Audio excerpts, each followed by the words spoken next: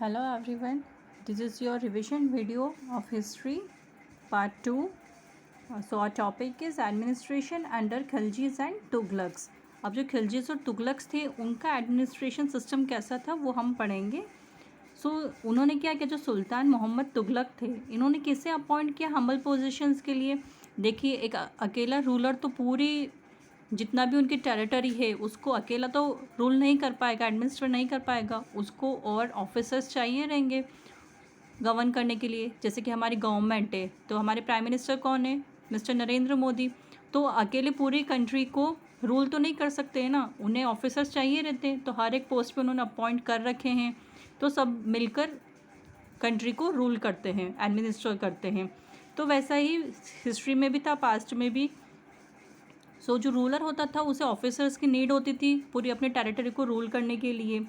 तो उन्होंने उन हम्बल पोजीशंस में जो उनके स्लेव्स होते थे, मीन्स उनके जो गुलाम होते थे, कुक्स, गार्डनर्स या इस टाइप के, उन्हें पोस्ट देना स्टार्ट किया बजाय किसी लैंडलॉर्ड के या जो उनके रिलेटिव्स होते थे रूलर के, उन्हें देने के बजाय उन्होंने स्लेव्स को देना ज़्यादा बेटर समझा. क्यों? तो हम उसको देखते कि administrative assistance. Khiljis and Tughlaqs fought many battles and expanded the rule to a vast part of the सब कॉन्टिनेंट.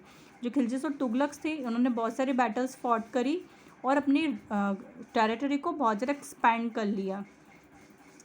एक उनका सल्तनत स्प्रेड फार एंड वाइड, उनकी सल्तनत बहुत ज़्यादा फैल गई थी.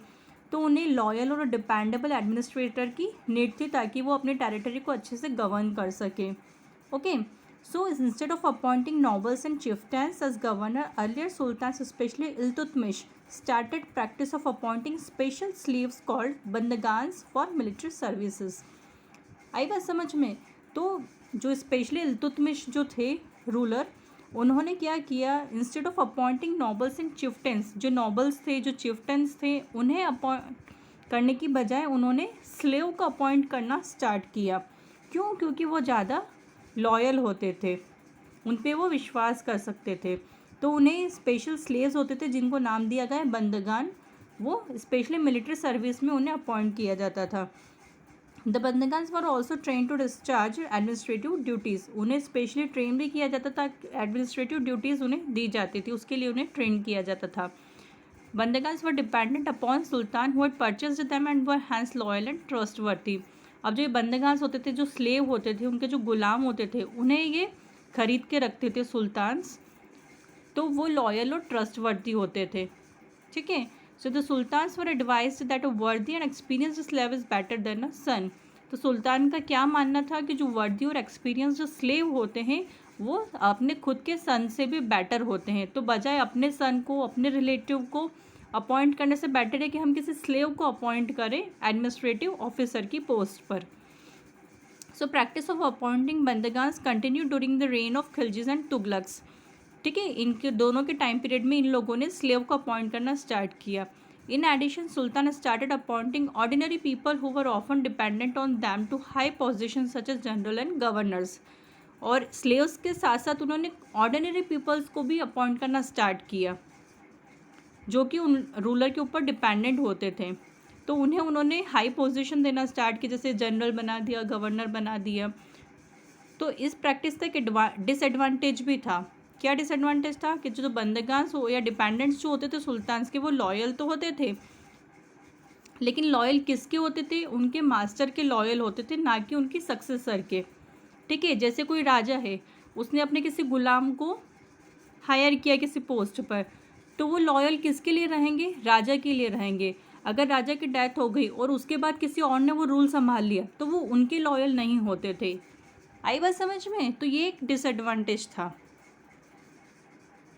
This often led to conflict between the old and new nobility at the time when a new sultan assumed power. ठीक है.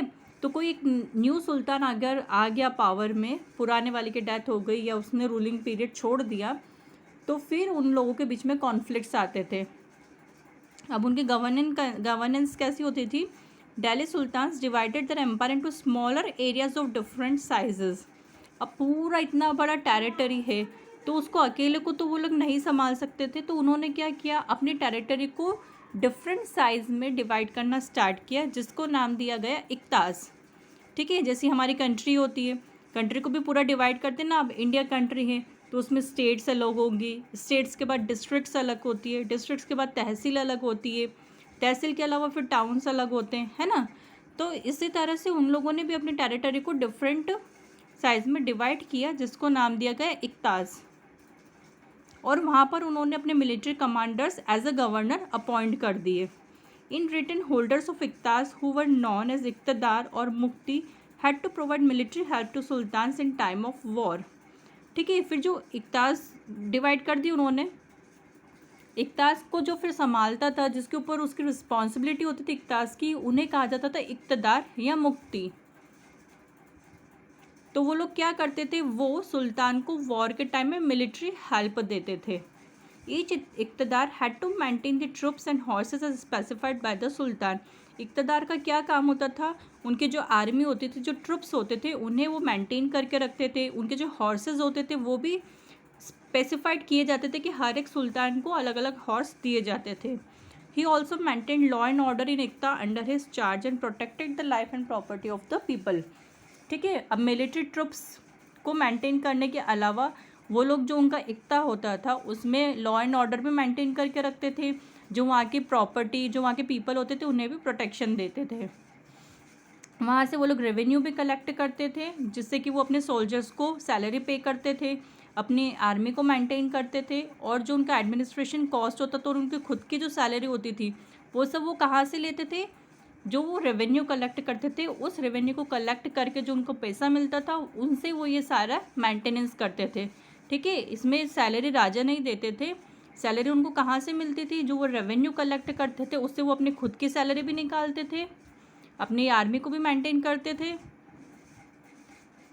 सोल्जर्स को भी सैलरी पे हो जाती थी उसी में से। ठीक है, और जो उनके एडमिनिस्ट्रेशन की कॉस्ट लगती थी वो भी उसी में से उनका सारा काम हो जाता था। Sultan kept a check on iqtadar to keep them under control. Time to time सुल्तान चेक करता था कि इक्तदार अच्छे से कंट्रोल कर रहा है कि नहीं सब कुछ। जो ऑफिसर होते थे इक्तदार के, वो हेरिडिटरी नहीं होते थे। ऐसा नहीं कि कोई एक ऑफिसर है, उसके डेथ हो गई तो उसके बाद उसका बेटा ही ऑफिसर बनेगा, ऐसा नहीं होता था। सुल्तान अपनी मर्जी से किसी को भी अपॉइंट कर सकते थे। So it was also not permanent as sultan could take back iqta from him whenever he pleased. The Iqta was assigned for a short period of time and इक्तदार was transferred frequently। जो इक्ता होता था वो short period of time के लिए assign किया जाता था और इक्तदार को भी फ्रिक्वेंटली ट्रांसफ़र कर दिया जाता था। Sultan appointed accountants to keep a watch over functioning of the iqtadars. अब इक्तदार्स के ऊपर भी फिर वो अकाउंटेंट को अपॉइंट करके रखते थे, जो कि उन इक्तदार को चेक करते थे कि वो लोग ठीक से काम कर रहे हैं कि नहीं। Accountant checked the amount of revenue that Iqtidars collected to ensure that they were not collecting revenue more than what had been decided by the state। अब जो इक्तदार रेवेन्यू कलेक्ट कर आते थे, उससे भी कौन चेक करता था, जो अकाउंटेंट होते थे। वो लोग ये भी चेक करते थे कि इक्तदार ने रेवेन्यू सही कलेक्ट किया है कि नहीं, जितना स्टेट ने डिसाइड किया उतना ही कलेक्ट कर रहे हैं, उससे ज़्यादा तो नहीं ले रहे हैं, ये भी वो लोग चेक करते थे। They also made sure that इक्तदार्स maintained the required number of soldiers as directed by the Sultan। और एक काम और वो लोग ये भी करते थे कि इक्तदार्स ठीक से नंबर ऑफ़ सोल्जर जितने रिक्वायर्ड है उतने ही मेंटेन कर रहे हैं जितना सुल्तान ने बताया है, ज़्यादा सोल्जर्स तो नहीं रख रखे उन्होंने।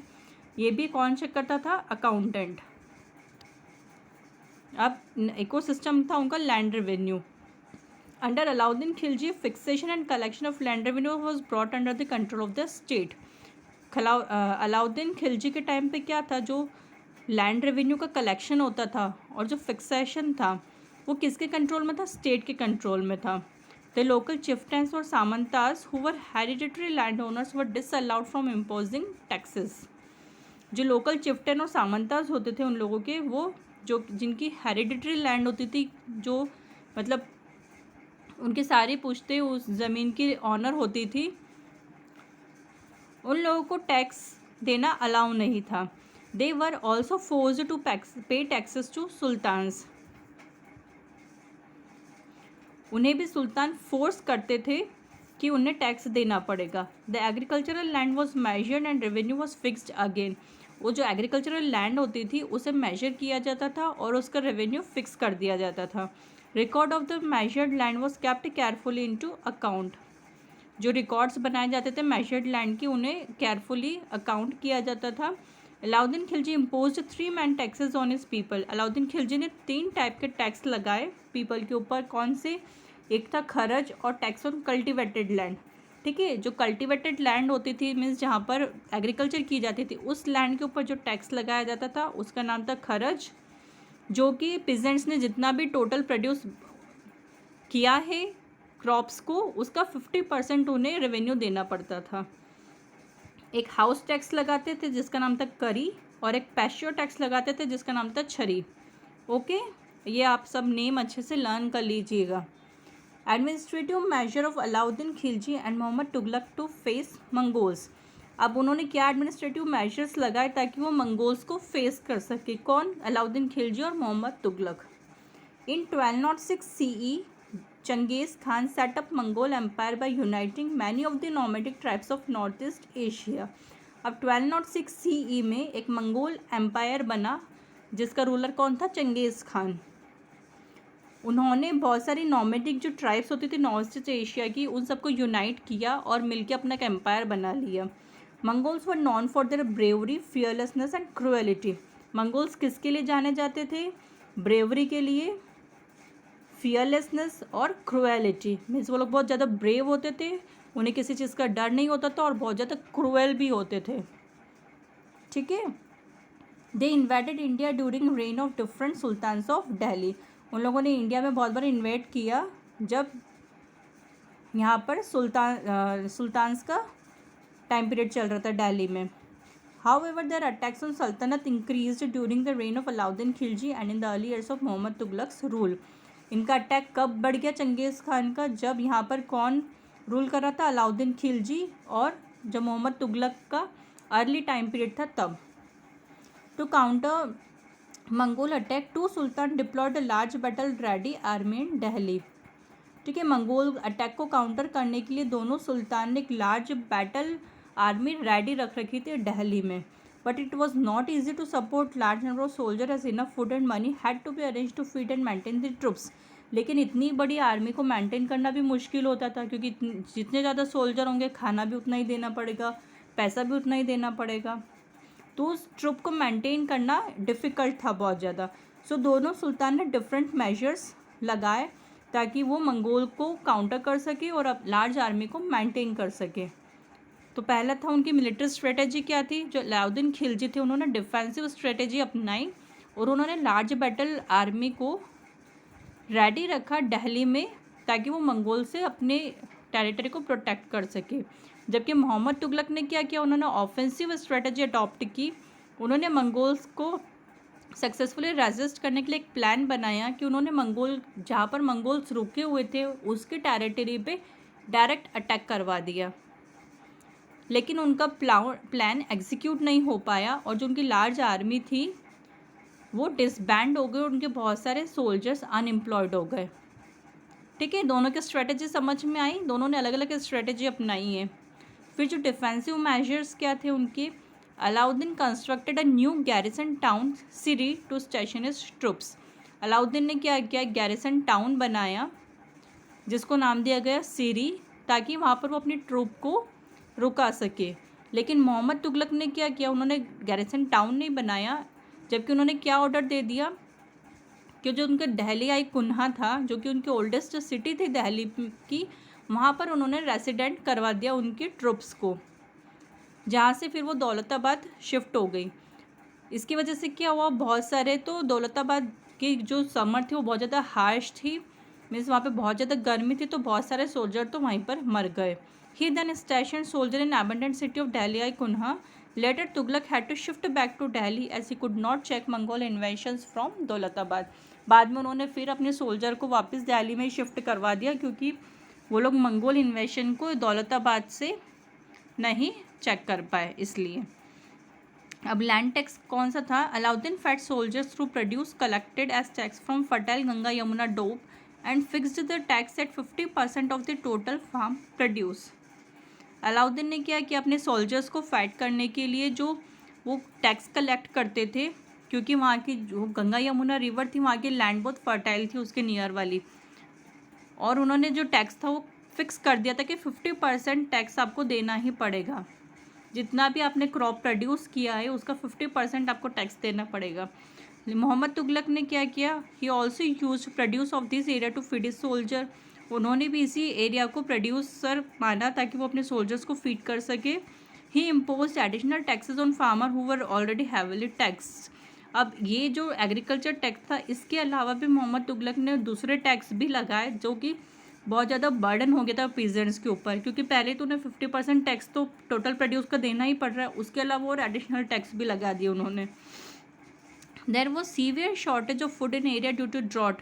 अब एक और क्या कंडीशन आ गई कि वहाँ पे ड्रॉट हो गया, अकाल पड़ गया खाने का, तो वो खाने की भी कमी हो गई वहाँ पर। Agriculture suffered as many farmers revolted against the sultan. Agriculture भी सफ़र कर रहा था क्योंकि जो वहाँ के फार्मर्स थे उन्होंने सुल्तान के अगेंस्ट रिवॉल्ट कर दिया था। क्यों? क्योंकि पहले तो 50% टैक्स मांग रहे हैं, उसके अलावा एडिशनल टैक्स भी लगा रहे हैं। तो पीजेंट्स जो फार्मर्स होते थे पहले तो गरीब होते बेचारे, और कहाँ से इतना टैक्स देंगे, तो उन्होंने भी रिवॉल्ट करना स्टार्ट कर दिया। The soldiers had to be fed from royal granary at cheap rates and farmers had to be given loans to restart cultivation. अब जो सोल्जर्स थे उन्हें भी रॉयल ग्रैनरी से फैट कराना स्टार्ट किया। मीन्स जो उनका खजाना होता था राजा का, उसमें से उन्होंने फिर सोल्जर्स को सैलरी देना स्टार्ट किया और फार्मर्स को भी लोन दिया ताकि वो अपने कल्टीवेशन को रिस्टार्ट कर सके। Then economic measures Alauddin soldier who were station in Delhi were paid salaries in cash instead of iqtas. अब जो अलाउद्दीन के सोल्जर थे जो कि दिल्ली में रुके हुए थे, उन्हें सैलरी पे करने की बजाय उन्हें इक्ताज दे दिए जाते थे। मीन्स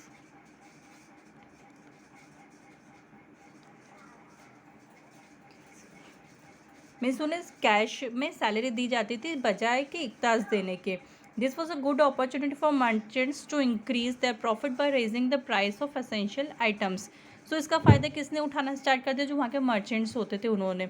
सो सुल्तान ने फिक्स कर दिया प्राइस कमोडिटीज़ का और उन्होंने ऑफिसर्स अपॉइंट किए ताकि वो इंश्योर कर सके कि कोई भी फिक्स रेट से ज़्यादा चार्ज तो नहीं कर रहा है। सो मोहम्मद तुगलक ने भी कैश देना स्टार्ट कर दिया अपने सोल्जर्स को, लेकिन उन्होंने मार्केट प्राइस को कंट्रोल करने के बजाय उन्होंने क्या किया, उन्होंने टोकन करेंसी यूज़ करना स्टार्ट कर दिया। उसमें उन्होंने क्या किया, कॉपर कॉइन इशू किया जिसको जिताल कहते थे, और एक वो पहले सिल्वर कॉइन यूज़ किया जाता था जिसका नाम था टक्का। तो उन्होंने सिल्वर कॉइन की जगह कॉपर कॉइन इशू कर दिए और ऑर्डर दे दिया कि इसे टका के इक्विवेलेंट ही माना जाए। अब कॉपर कॉइन जो होते थे वो चीपर होते थे, सिल्वर से तो कॉपर चीप ही होता है ना। तो मोहम्मद को रियलाइज़ ही नहीं हुआ कि उन्होंने जो ये किया है इसकी वजह से उन्होंने कोई प्रिकॉशंस नहीं लिए और जो पीपल थे उन्होंने डुप्लीकेट कॉइन्स बनाना स्टार्ट कर दिए, क्योंकि कॉपर तो सस्ता होता था तो कोई भी उसका डुप्लीकेट कॉइन बना लेता था। So according to chronicler Barani, many people began to mint token currency illegally at homes. So जो क्रॉनिकलर थे बरानी जिन्होंने लोगों के बारे में लिखा है, उन्होंने बताया कि जो टोकन करेंसी थी वो इलीगली लोग बनाने लग गए थे होम्स में। सो मार्केट में डुप्लीकेट टोकन कॉइन्स बहुत ज़्यादा आ गए थे, मतलब बाढ़ आ गई थी डुप्लीकेट कॉइन्स की, जिसकी वजह से करेंसी की वैल्यू गिर गई। Trade suffered as foreign merchants refuse accept this currency. अब ट्रेड भी सफ़र हुआ क्योंकि जो फॉरेन मर्चेंट्स थे उन्होंने इस करेंसी को एक्सेप्ट करने से मना कर दिया। So sultan had to recall token currency and pay silver coins in exchange. सुल्तान को टोकन करेंसी वापस लेनी पड़ी और उसकी जगह फिर से उन्हें सिल्वर कॉइन ही यूज़ करना स्टार्ट किया। सो अलाउद्दीन जो थे वो सक्सेसफुल एडमिनिस्ट्रेटर प्रूफ हुए, लेकिन मोहम्मद तुगलक जो थे वो एक इनएफिशिएंट एडमिनिस्ट्रेटर हुए क्योंकि उनकी जो प्लान्स और पॉलिसीज़ थी वो एक के बाद एक फेल होती जा रही थी। ठीक है, now next topic is Mughals ancestral military campaigns. अभी दिल्ली सल्तनत तो हमारी ख़त्म हो गई। अब जो मुगल्स आए तो इनकी एंसेस्ट्री कहाँ से थी, ये लोग कहाँ से आए थे, इनके पूर्वज कौन थे, उनका मिलिट्री कैंपेन कैसा था। अब सबसे पहले कौन आए थे? बाबर। कहाँ से आए थे ये? फरगाना से। 1494 में जब इनके फादर की डेथ हो गई थी। इनके फादर कौन थे? सुल्तान उमर शेख मिर्ज़ा। ठीक है, ये इनके फादर का नेम है। ये फरगाना के रूलर थे। 1494 में वहाँ पे रूल करते थे बाबर। जब ये 12 ईयर्स के थे इस समय इनके फादर की डेथ हो गई, तो ये बहुत ज़्यादा यंग थे। तो जो उज़्बेक्स थे जो वहाँ पर रूल करते थे उन लोगों ने फोर्सफुली, उज़्बेक्स भी मंगोल्स का एक ग्रुप था, उन्होंने ज़बरदस्ती इनका ताज छीन लिया इनसे और इन्हें कंट्री छोड़ने के लिए मजबूर कर दिया। फिर बहुत सालों तक ये इधर उधर घूमते रहे। उसके बाद इन्होंने काबुल कैप्चर किया 1504 में। He desire to sit on the throne of Samarkand but could not do so for long. इन्होंने कुछ टाइम तक समरकंद का भी सिंहासन संभाला, लेकिन वहाँ पर ये ज़्यादा टाइम तक टिक नहीं पाए। फिर इनका अटेंशन किधर डाइवर्ट हुआ, इंडियन सब कॉन्टिनेंट में। सो 1526 CE में इन्होंने, जब दिल्ली सल्तनत पे कौन रूल कर रहे थे, इब्राहिम लोदी, ठीक है, ये लास्ट जो रूलर थे, लास्ट वीडियो में हमने पढ़ा था, इब्राहिम लोदी जो थे ये लास्ट जो रूलर थे दिल्ली सल्तनत के। तो ये वीक और इनएफिशिएंट रूलर थे। तो बाबर ने इन्हें हरा दिया 1526 में और यहाँ से मुग़ल डायनेस्टी स्टार्ट हो गई दिल्ली में। अब इनके एंसेस्टर्स कौन थे? जो मुगल्स थे वो डिसेंडेंट्स थे 2 ग्रेट डायनेस्टी के। मीन्स जो इनकी जो दोनों फैमिली थी, मम्मी वाली और पापा वाली, दोनों ही डायनेस्टीज अच्छी थी। जो मदर साइड थी इनकी वो किसके डिसेंडेंट थे? मंगोल रूलर के, जो कि चंगेज़ खान थे। और इनके फादर साइड कौन था? वो थे Turkish ruler Timur, who ruled over Iran, Iraq and modern day Turkey, जिन्होंने ईरान पर, इराक पर और जो भी टर्की है वहाँ पर सब जगह इन्होंने रूल किया। मुग़ल का मीनिंग होता है मंगोल, जो कि टर्किश मंगोलियन हेरिटेज थे मुग़ल रूलर्स की। लेकिन मुग़ल्स को मुग़ल कहलाना पसंद नहीं था। क्यों? क्योंकि वो नेम आया था मंगोल से, और मंगोल के एंसेस्टर कौन थे? चंगेज़ खान, जो कि बहुत ज़्यादा क्रूअल थे, रूथलेस थे। उन्होंने बहुत सारे इनोसेंट पीपल को मारा था, इसलिए इन्हें मुग़ल कहलाना पसंद नहीं था। और जो उज़्बेक्स थे वो भी मुग़ल्स के राइवल थे और उन्होंने बाबर को फोर्स किया था कि वो अपना सिंहासन छोड़कर चले जाएं। वो लोग भी मंगोल्स थे, इसलिए इन्हें मुग़ल कहलाना या मंगोल कहलाना पसंद नहीं था। लेकिन इन्हें अपनी पैटर्नल एंसेस्ट्री पे बहुत प्राउड था, क्योंकि इनकी पैटर्नल साइड की एंसेस्ट्री किससे लिंक्ड थी? जो टर्किश रूलर थे तैमूर, उनसे। उन्होंने सुल्तान महमूद शाह तुगलक को डिफीट भी किया था एक बार, और उन्होंने दिल्ली को कैप्चर भी किया था 1398 CE में। सो मुग़ल उस चीज़ को एडमायर करते थे, अपनी पेरेंटल एंसेस्ट्री को। उन्होंने एक पिक्चर भी बनवाई थी जिसमें तैमूर और उनके एंसेस्टर्स की फ़ोटोज़ थी, ठीक है। अब ग्रेट मुग़ल्स और major military campaigns and events. Great Mughals mainly तो 6 जो मुग़ल एम्परर्स थे उन्हें इम्पॉर्टेंट माना जाता है। इनके बाद भी मुग़ल टाइम पीरियड चला कुछ टाइम तक, लेकिन ये 6 जो थे ये इम्पॉर्टेंट थे। तो इनके नेम क्या क्या है? बाबर, हुमायूं, अकबर, जहांगीर, शाहजहां और औरंगज़ेब, ठीक है। ये 6 इम्पॉर्टेंट मुग़ल एम्परर थे। इन्हें कलेक्टिवली ग्रेट मुग़ल्स कहा जाता है। इन्होंने बहुत सारे मिलिट्री कैंपेन्स लगाए जिससे कि अपने टेरिटरी को एक्सपैंड कर सके। 17th सेंचुरी में इन्होंने ऑलमोस्ट सब कॉन्टिनेंट पर अपना कंट्रोल कर लिया था, ठीक है। अब इस टेबल में ये 6 जो इम्पोर्टेंट मुग़ल रूलर्स हैं इनके नाम दिए गए हैं, इनका जो रूलिंग टाइम पीरियड है वो दिया गया है, कौन किसके पापा हैं, कौन किसका बेटा है, वो सब भी दिया हुआ है। कौन कौन से सन में इन्होंने कहाँ कहाँ पर फाइट करी, किसे डिफीट किया, कौन सी फाइटिंग हुई, बैटल हुई, वो भी सब नेम दिए गए हैं। तो इस टेबल को आप अच्छे से पढ़ लीजिएगा और लर्न कर लीजिएगा, ओके। फर्स्ट है बाबर, बाबर के बेटे हैं हुमायूं, हुमायूं के बेटे हैं अकबर, अकबर के बेटे जहांगीर, जहांगीर के बेटे हैं शाहजहां और शाहजहां के बेटे हैं औरंगज़ेब, ठीक है। ये 6 इम्पॉर्टेंट एम्परर्स हैं। फिर इनका हम एडमिनिस्ट्रेशन सिस्टम पढ़ेंगे। ये अबाउ जो एक्टिविटी हम लोगों ने देखी है इसमें एडमिनिस्ट्रेटिव यूनिट्स और इम्पोर्टेंट ऑफिशियल्स इनके किसके बताए गए हैं? अकबर के अंडर में जो थे और उनके सक्सेसर के। फर्स्ट जो मुग़ल एम्परर थे बाबर और हुमायूं, इनका जो रूलिंग पीरियड था वो बहुत छोटा सा था, तो इन्होंने ज़्यादा फोकस नहीं किया कि वो अपनी मुग़ल रूल को इस्टेब्लिश कर सके, स्ट्रेंथन कर सके या अपने एडमिनिस्ट्रेशन सिस्टम को एलॉबरेट कर सके।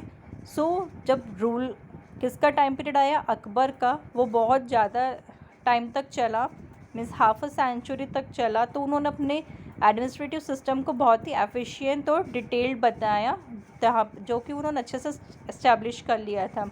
तो इनके जो सिस्टम था उसके बारे में हम पढ़ेंगे। इनका मिलिट्री एडमिनिस्ट्रेशन कैसा था? जो मुग़ल एम्परर थे वो हेड थे इनके मिलिट्री के और सुप्रीम कमांडर भी थे। इनकी मिलिट्री ट्रूप को इन्होंने 4 कैटेगरी में डिवाइड किया था। फर्स्ट कैटेगरी थी troops of chieftains who paid tributes to the emperor, जो चिफ्टन्स होते थे उनका ट्रूप। सेकंड था दाखिली और troops directly recruited and paid by emperor, means जो ट्रूप्स डायरेक्टली किसके थ्रू रिक्रूट किए जाते थे, एम्परर के थ्रू। फिर थे अहादीस और troops recruited bye emperor from good families, जो गुड फैमिलीज़ होती थी वहाँ से ये लोग रिक्रूट होते थे, वो थे अहादीस। और लास्ट थे ट्रूप्स सप्लाइड बाय मनसबदार्स, ठीक है, जिन्हें मनसबदार सप्लाई करते थे, एक वो ट्रूप था।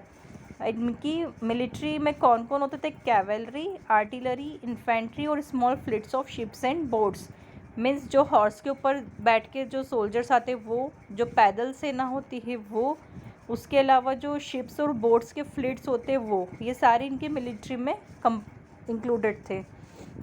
अब था इनका मनसबदारी सिस्टम क्या था। अकबर ने एक न्यू सिस्टम इंट्रोड्यूस किया, मनसबदारी, जिसकी वजह से इनका एडमिनिस्ट्रेशन इफेक्टिवली ऑर्गेनाइज हो सके। टर्म मनसब मीन्स अ पोजीशन और रैंक। मनसब का मतलब क्या होता था, एक पोजीशन या एक रैंक, ठीक है। सो किसी भी पर्सन को अगर कोई रैंक दी जाती थी तो उसे मनसब कहा जाता था। मनसब मीन्स तो पोजीशन, और जिसे वो पोजीशन दी जाती थी उसे मनसबदार कहा जाता था। Instead of continuing with traditional practice of appointing Turanis और Turkish nobles to Mughal service, ठीक है, जो इनके पहले के जो एंसेस्टर थे उन लोगों ने किसे अपॉइंट कर रखा था, सिर्फ जो क्योंकि वो टर्किश रूलर थे तो उन्होंने सिर्फ जो टर्किश पर्सन होते थे उन्हें ही अपॉइंट करते थे, या जो ईरानियंस थे। लेकिन अकबर ने क्या किया, उन्होंने ईरानियंस को, इंडियन मुस्लिम्स को, अफ़गान, राजपूत, मराठा, ये और भी किसी कल्चर के ग्रुप होते थे, सबको अपॉइंट करना स्टार्ट कर दिया एज अ मनसबदार। उन्होंने ऐसा इसलिए किया क्योंकि जो मुग़ल एम्पायर था वो बहुत ज़्यादा बढ़ चुका था, उन्होंने अपना टेरिटरी को बहुत ज़्यादा एक्सपैंड कर लिया था, तो उन्हें नंबर ऑफ़ प्रोविंसेस भी इंक्लूड थे। और अगर अलग अलग प्रोविंसेस थे, सभी जगह कल्चर भी अलग अलग होते थे क्योंकि सभी तरह की पॉपुलेशन थी, तो डिस्टिंक्ट कल्चर होने की वजह से उन्होंने जो अपॉइंट किए ऑफिसर्स उन्हें भी सभी रिलीजन के अपॉइंट करना स्टार्ट कर दिया। क्योंकि जो पीपल डाइवर्स बैकग्राउंड के इंक्लूड होंगे तो मुग़ल सर्विस को मैनेज करना उनके लिए ईजी हो जाएगा, इसलिए उन्होंने सभी को अपॉइंट करना स्टार्ट कर दिया, सभी रिलीजन के पर्सन को। फिर कुछ पॉलिटिकल ग्रुप्स जो थे, जैसे राजपूत थे, अफगान्स थे, मराठास थे, ये लोग बहुत ज़्यादा पावरफुल भी थे। सो इन्हें कॉन्फिडेंस में लेना इम्पॉर्टेंट था और इनकी नीड्स को सेटिस्फाई करना भी इम्पॉर्टेंट था ताकि ये इनकी पावर का अच्छे से यूज़ कर सके। जो मनसबदार्स होते थे वो उनका रिक्रूटमेंट सिविल और मिलिट्री डिपार्टमेंट में किया जाता था, लेकिन उन्हें जुडिशियल सर्विसेज में अपॉइंट नहीं किया जाता था। जो मनसब होती थी वो उनके फिक्स्ड होती थी रैंक, और रैंक के अकॉर्डिंग उनकी सैलरी भी फिक्स होती थी हर मनसबदार की। मीन्स मनसबदार तो बना दिया, लेकिन उनमें भी लेवल तो अलग अलग होते थे ना, ठीक है, तो हर एक लेवल के अकॉर्डिंग उस मनसबदार को सैलरी दी जाती थी। फिर जो उनके नंबर ऑफ़ सवार्स जो होते थे, जो हॉर्समैन होते थे, वो भी स्पेसिफाइड होते थे। मिलिट्री इक्विपमेंट जो कि सप्लाई किए जाते थे मुग़ल आर्मी को। जो उनकी रैंक और सैलरी होती थी मनसबदार की, उसे एक न्यूमेरिकल वैल्यू दी गई थी, ज़ात, ठीक है, जिसकी ज़ात जितनी ज़्यादा होगी उसकी रैंक भी उतनी ही बड़ी होगी और उसकी सैलरी भी उतनी ही ज़्यादा होगी। जैसे अकबर के अंडर जो ज़ात थी वो सबसे ज़्यादा कौन सी थी, 5000, मीन्स किसी को ऐसे कहा जाता था कि इसकी ज़ात 5000 है, मीन्स उसकी रैंक सबसे ज़्यादा है और उसकी सैलरी भी उतनी ही ज़्यादा होती थी, ठीक है। और वो किसके लिए रिजर्व्ड होती थी वो ज़ात, 5000 प्रिंसेस के लिए, जो कि 10 and 5000 were assign to others, ठीक है। Akbar took strict measure to check malpractices among mansabdar. Strict measures वो लोग अडॉप्ट करते थे ताकि वो मनसबदार को अच्छे से चेक कर सके कि वो ठीक से अपनी आर्मी को मेंटेन करके रख रहे हैं या नहीं। मनसबदार जो होते थे वो गुड क्वालिटी के हॉर्स को मेंटेन करते थे, उन्हें रेगुलरली इंस्पेक्ट करते थे, अच्छे से उन्हें ट्रेनिंग देते थे, उनके ऊपर मार्क भी लगा के रखते थे ताकि कोई अपने हॉर्स को एक्सचेंज ना कर सके। जैसे कोई मनसबदार है तो उसके हॉर्स फिक्स होते थे, उसकी सील फिक्स होती थी, उस हॉर्स के ऊपर वो सील लगा दी जाती थी कि ये वाले जो हॉर्स है ये इस मनसबदार के हैं, ठीक है, ताकि वो पहचान सकते थे कि कौन से मनसबदार के कौन से हॉर्स हैं। They received money from royal treasury to pay salary to the soldier. ठीक है, जो रॉयल ट्रेजरी होती थी, जो खजाना होता था, वहाँ से उन्हें सोल्जर्स को सैलरी पे की जाती थी।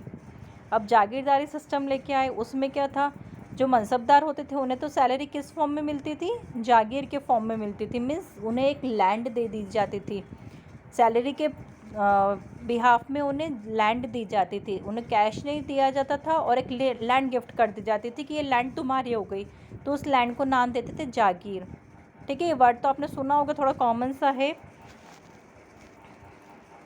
तो अगर वो किसी मनसबदार को लैंड मतलब दे दी, एज अ सैलरी पे कर दी उसे वो, तो उस लैंड की सारी रिस्पॉन्सिबिलिटी किसकी हो गई, उस मनसबदार की हो गई। वहाँ से रेवेन्यू भी वही कलेक्ट करेगा, तो वहाँ से रेवेन्यू जो कलेक्ट करेगा तो वो पैसा उसका। In this way mansabdari system was an integral part of jagirdari system. Jagirdari system में क्या होता था, जो एम्पायर होता था उसे डिवाइड कर दिया जाता था स्मॉल एरियाज़ में, जिसे नाम दिया जाता था jagir. Person who held jagir was called jagirdar. फिर जो पर्सन की जागीर हो गई उसको नाम दे दिया jagirdar. System of assigning jagirs as salaries to mansabdar is somewhat similar to iqta system practice in Delhi Sultanat. अभी जो हमने इक्ता सिस्टम पढ़ा था उससे से सिमिलर है ये, लेकिन दोनों में एक डिफरेंस ये होता था कि जो इक्ता सिस्टम में जो मुफ्तीज होते थे या इक्तदार्स होते थे, उन्हें वहाँ पर रहना नहीं पड़ता था, उन्हें वहाँ रहना पड़ता था। जहाँ के इक्तदारी उन्हें जो इक्तदार को इक्ता दी जाती थी तो उन्हें वहीं पर रहना पड़ता था। लेकिन ये मनसबदार जागीरदारी सिस्टम में ऐसा नहीं होता था। जिसे जागीर दे दी तो वो कहीं और रहकर भी उस चीज़ को कंट्रोल कर सकता था। वो चाहे तो किसी और मनसब को अपॉइंट कर सकता था कि तुम यहाँ पर रहो और यहाँ का देख रेख करना, यहाँ से रेवेन्यू कलेक्ट करना। तो ये डिफरेंस था दोनों में, बाकी सिमिलर ही थे दोनों system. They were only entitled to collect revenue from peasant cultivating the land in their जागीर। उन्हें सिर्फ peasant से रेवेन्यू कलेक्ट करना रहता था अपनी अपनी जागीर से। और ये जागीर जो है ये भी हेरिडिटरी बेसिस नहीं होती थी, ये ट्रांसफ़र हो सकती थी एक मनसबदार से दूसरे मनसबदार पर। अब चैलेंजेस क्या थे इन्हें असाइन करने के जागीरदार को। जैसे जैसे टाइम निकलता गया जागीर्स को असाइन करना एक चैलेंजिंग हो गया। क्यों? क्योंकि जो while evaluating jagirs during Akbar's reign proper care was taken. अब जब अकबर का रूलिंग पीरियड था उस समय तो सब कुछ ठीक चल रहा था, जो जितने मनसबदार थे उतनी ही सैलरी भी कलेक्ट हो जाती थी। लेकिन जब औरंगज़ेब का टाइम पीरियड आया तब जो जागीर्स थी वहाँ से जो रेवेन्यू कलेक्ट किया जाता था वो उतना नहीं हो पाता था जितनी कि मनसबदारी की सैलरी होती थी। क्यों? क्योंकि औरंगज़ेब के टाइम पीरियड तक आते ही आते उनके टेरिटरी और बहुत ज़्यादा एक्सपैंड हो गई थी। तो टेरिटरी एक्सपैंड हो गई थी तो उन्हें मनसबदार भी ज़्यादा रखने पड़ते थे। अब मनसबदार ज़्यादा रखते तो सैलरी कहाँ से आती, तो वो सैलरी कम पड़ने लग गई थी। फिर जो नंबर ऑफ़ मनसबदार थे वो इंक्रीज़ होते गए टाइम टू टाइम। सो उनके जो जागीर्स थी वो भी उतनी नहीं बच पा रही थी कि वो जागीरदार को दे सके, वहाँ पर अपॉइंट कर सके। So mansabdar started extracting maximum revenue from their peasants. तो मनसबदार ने क्या किया, पीजेंट से ज़्यादा रेवेन्यू कलेक्ट करना स्टार्ट कर दिया। इसकी वजह से पीजेंट्स को बहुत ज़्यादा सफ़र करना पड़ रहा था। अब ज़मींदारी एंड ज़ब्त सिस्टम क्या था, जो लैंड रेवेन्यू टैक्स कलेक्ट किया जाता पीजेंट से, वो मेन सोर्स होता था इनकम का। सो 1580 CE में अकबर ने अडॉप्ट की new system of land revenue called zabt और दयसाला। ठीक है, नया सिस्टम लेके आए ज़ब्त सिस्टम। इस सिस्टम में क्या था, उन्होंने अकबर रेवेन्यू मिनिस्टर राजा टोडरमल, अब इनके रेवेन्यू मतलब फाइनेंशियल मिनिस्टर थे कौन थे, राजा टोडरमल, जो कि land revenue system Sher Shah Suri लेके आए, जो कि बहुत ज़्यादा बेनिफिशियल था और बहुत ज़्यादा टाइम तक चला भी सही उनके एम्पायर में। इसकी वजह से इकोनॉमिक सिस्टम भी स्ट्रेंथन था और मुग़ल ट्रेजरी भी अच्छे से फिल हो रही थी। वहाँ पे बहुत ज़्यादा कलेक्शन हो गया था रेवेन्यू का। जो मनी कलेक्ट की जाती थी उससे फोर्ट्स बनाए जाते थे, पैलेस को मैग्निफिशेंट बनाया जाता था, उनकी आर्मी भी स्ट्रॉन्ग हो रही थी और जितने भी उनके वेलफेयर थे सबके लिए वो अच्छा था। अब इस ज़ब्त सिस्टम में 3 मेन फीचर थे। एक था मेजरमेंट, कि जितने भी पीजेंट्स थे उनकी लैंड मेजर की जाती थी पहले। फिर सर्वे किया जाता था राजा टोडरमल के थ्रू। कब किया उन्होंने, 1570 से लेकर 1580 तक, मतलब 10 सालों तक उन्होंने सर्वे किया अच्छे से कि कौन सी लैंड कल्टीवेटेड है, या नहीं है। तो उस कल्टिवेटेड लैंड को भी उन्होंने 4 कैटेगरी में डिवाइड किया। पहली हो गई पोलाज, लैंड कल्टिवेटेड एवरी ईयर, जो हर साल कल्टिवेट की जाती है लैंड, वो हो गई पोलाज। फिर बनाई परोती और फैलो लैंड कल्टिवेटेड एवरी 1 और 2 ईयर, जो 1 या 2 साल में कल्टिवेट होती है वो। तीसरी बनाई छाछर और fallow land cultivated every 3 year और 4 ईयर, जो 3 से 4 सालों में कल्टिवेट होती है वो हो गई छाछर। और चौथी हो गई बंजर, जो कि 5 सालों के बाद कल्टिवेट होती है या होती नहीं है। ठीक है, 4 कैटेगरी में कल्टिवेटेड लैंड को उन्होंने डिवाइड कर दिया। फिर उसके अकॉर्डिंग वो टैक्स फिक्स करते थे, वो भी cash. Tax to be given on each crop was fixed in cash. ठीक है, कैश में उन्होंने हर क्रॉप के ऊपर टैक्स फिक्स कर दिया। This was done by finding out average produce and local price of each crop over last 10 year. ठीक है, उन्होंने फिर देखा कि कहाँ से एवरेज प्रोडक्शन निकाला उन्होंने कि एवरेज प्रोडक्शन कितना हो रहा है हर कल्टिवेटेड लैंड पर, उसके अकॉर्डिंग उन्होंने टैक्स फिक्स कर दिया। Revenue could be paid in cash और kind and farmers could get loan for agriculture. ठीक है, फिर रेवेन्यू जो था वो कैश में कलेक्ट किया जाता था और फार्मर्स को लोन भी दिया जाता था एग्रीकल्चर के ऊपर। Farmers had hereditary right over the land as long as they paid revenue. फिर जब तक फार्मर रेवेन्यू पे कर रहे तब तक उनका अपनी ज़मीन पर हेरिडिटरी राइट होता था। जब्त सिस्टम से, लेकिन ये जब्त सिस्टम जो था ये गुजरात और बंगाल प्रोविंसेस में नहीं चल पाया, क्योंकि वहाँ पर प्रॉपर अकाउंट मेंटेन नहीं कर पा रहे थे। ये बॉर्डर एरिया था, बॉर्डर एरिया पे सब कुछ मेंटेन करना थोड़ा डिफ़िकल्ट होता है इस वजह से। फिर जो लैंड रेवेन्यू कलेक्ट किया जाता था वो कौन करता था, जो विलेज हेडमैन होते थे या लोकल चिफ्टन होते थे वो लोग कलेक्ट करते थे रेवेन्यू, जिसको हम कहते हैं ज़मींदार। फिर एक टाइम ज़मींदार would rebel against the corrupt practices of the Mughal officials. अब एक टाइम पे ज़मींदार ने भी रिवोल्ट करना स्टार्ट कर दिया, क्योंकि बहुत सारे ऑफिसर्स करप्टेड थे, वो लोग परेशान करते थे, करप्शन करते थे, उस वजह से उन्होंने रिबेल करना स्टार्ट कर दिया। लैंड टैक्स भी इंक्रीज़ कर दिया 1/3 to 1/2 ऑफ टोटल प्रोड्यूस। 1/3 से 1/2 पे उन्होंने इंक्रीज़ कर दिया। बहुत सारे जो फार्मर्स थे वो टैक्स पे नहीं कर पा रहे थे, वो लोग लैंडलेस हो गए, उन्हें फोर्स किया जाने लगा कि वो एज अ वेज काम करें। सो देयर वर इंस्टेंस में zamindars and peasants of same caste together rebelled against Mughal authorities की वजह से जो ज़मींदार्स और पीजेंट्स होते थे इन्होंने रिबेल करना स्टार्ट कर दिया मुगल अथॉरिटी के अगेंस्ट। फिर जब 17th सेंचुरी का एंड आया तो ये जो पीजेंट रिवोल्ट था ये बहुत ज़्यादा इंक्रीज़ हो गया और मुगल एम्पायर की स्टेबिलिटी खतरे में आ गई। ओके, अभी आपके हिस्ट्री का सिलेबस तो कंप्लीट हो गया है, तो जितने मैंने टॉपिक्स आपको पढ़ाए हैं वो अच्छे से आप लर्न कर लीजिएगा। सारी डेट्स, सबके नेम अच्छे से आपको याद होना चाहिए।